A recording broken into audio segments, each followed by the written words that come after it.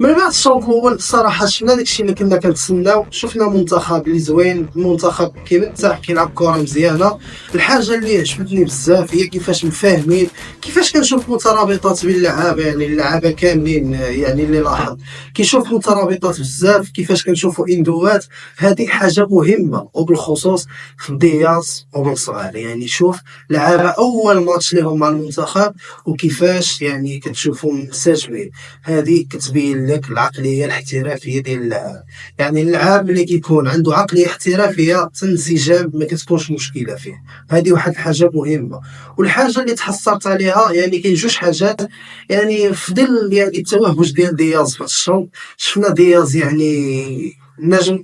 بالنسبه لي انا ملي تفرجت في الشوط، اللي شاف دياز يعرف الهضره ديالي. انا دياز شفتو حاليا بحال ميسي في الارجنتين كيفاش كيدريبلي، خصوصا انه جا حاليا في البوست